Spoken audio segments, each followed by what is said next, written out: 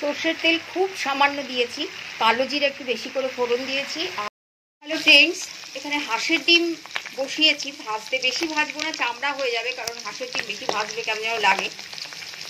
9টা হাঁসের ডিম আছে, করে ফেলছি না তো নষ্ট হয়ে যাবে। যে মাছ ভেজে তুলে রাখলাম, জ্যান্ত মাছ, রুই পোনা, একদম জ্যান্ত, আমাদের এখানকার লোকাল মাছ। এটা ঝিঙে দিয়ে কালো জিরে কাঁচা লঙ্কা দিয়ে একদম পাতলা একটা ঝোল করব। মানে গরমের একদম হেলদি একটা রেসিপি, সবজি দিয়ে মাছের ঝোল। ডিমের ঝোল দেখো কষাতে দিয়ে দিয়েছি, হলুদটা দেওয়া বাকি আছে, সব মশলা দিয়ে দিয়েছি, কষে যাক। বসাবো মাছ। সর্ষের তেল খুব সামান্য দিয়েছি, কালো জিরে একটু বেশি করে ফোড়ন দিয়েছি, আর ঝিঙে সরু সরু করে কেটে দুটো আলু দিয়েছে, ছোটো ছোটো দুটো আলু, কাঁচা লঙ্কা দিয়ে টমেটো দিয়ে একদম পাতলা একটা মাছের ঝোল হবে, জ্যান্ত মাছের ঝোল। এটা প্রচণ্ড হেলদি একটা রেসিপি এবং খুব সুস্বাদু, ভীষণ খেতে ভালো লাগে। যারা এখনও খাওনি জ্যান্ত মাছের ঝোল ঝিঙে আলু দিয়ে টমেটো দিয়ে, একবার করে খেয়ে দেখুন, ভীষণ টেস্টি হয় এবং এটা শরীরের জন্য, বিশেষ করে এই গরমে, ভীষণ উপাদেয় একটা রেসিপি। আমি গরম পড়লে এইভাবে জ্যান্ত মাছের ঝোল খাই। আর এখন তো আমাকে বড় মাছ খেতে বারণ করেছে, সেই জন্য আমি চেষ্টা করি জ্যান্ত মাছই নিয়ে আসার, ছোটো মাছ। তো বসিয়ে দিলাম, আর ডিমের ঝোল ফুটছে, ঢাকা দিয়ে রেখেছি। এই যে দেখো জল প্রায় শুকিয়ে এসছে, প্রচুর জল বেরিয়েছে ঝিঙে থেকে।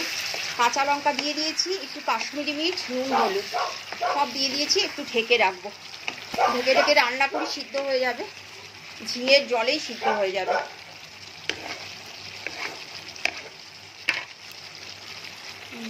এই যে মাছ ভাজাগুলো এখানে রেখেছি, এখানে 7টা না 8টা মাছ রয়েছে। ডিমের ঝোল হয়ে গেছে, এই দেখো ডিমের ঝোল কমপ্লিট হলো।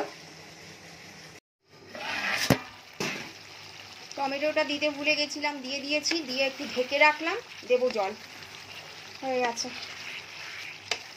সিদ্ধ হয়ে গেছে। ঝিঙে তো পুরো সিদ্ধ হয়ে গেছে, আলু হাফেরও বেশি সিদ্ধ হয়েছে।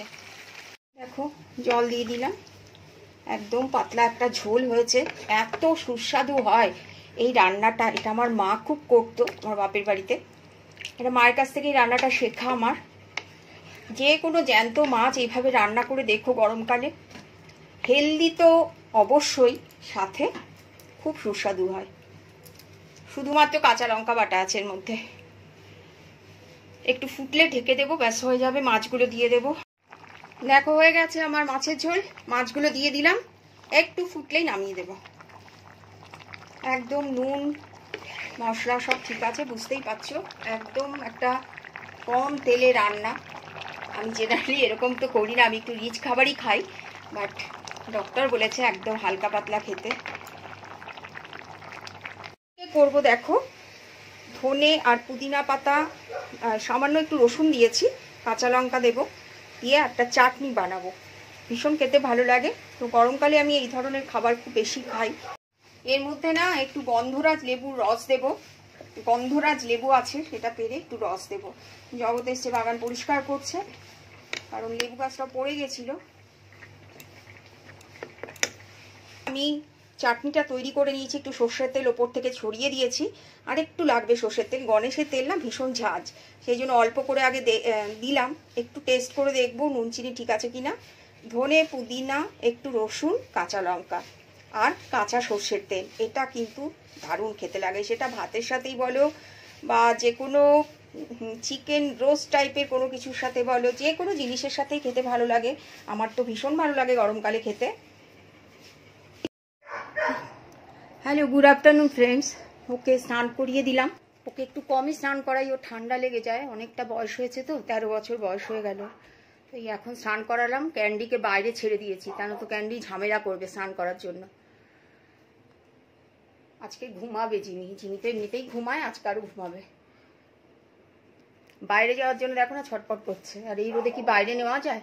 ক্যান্ডিকে এখন দেব কলা, এই দেখো কলাগুলো কিরকম কালো হয়ে গেছে দেখেছো। গরমকালে এই এক প্রবলেম হয় গো, বেশি কলা আনা যায় না। সিট, গুড গার্ল, বসেই পড়লো মেয়েটা। Up up, good girl, good girl. এই তো সব বোঝে মেয়ে আমার, সব বোঝে।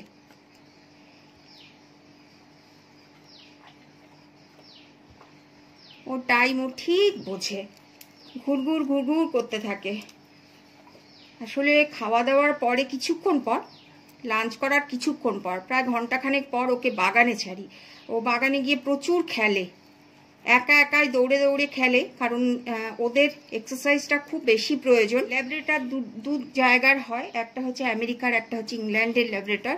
ও পিওর ব্রিড, ও হচ্ছে আমেরিকান ল্যাব্রেটর। খুব পরিশ্রমী হয়, আর এদের কিন্তু এক্সারসাইজের খুব প্রয়োজন। আর যেগুলো ইংল্যান্ডের ল্যাব্রেটর হয় তারা কিন্তু ঘরে পোষার জন্য খুব ভালো, একটু মুখটা বড় টাইপের হয়, ওরা খুব বেশি এক্সারসাইজ করে না, বা না করলেও কিছু হয় না, কিন্তু এদের কিন্তু খুব প্রয়োজন এক্সারসাইজে। 3টে কলা খাইয়ে দিলাম সোনাটাকে। আর একটু সেখান দেবে নাকি? ওরে বাবারে বাবারে, ওরে আমার সোনা, তো সোনা বেবি, ওরে বাবালে বসে পড়ছে একদম।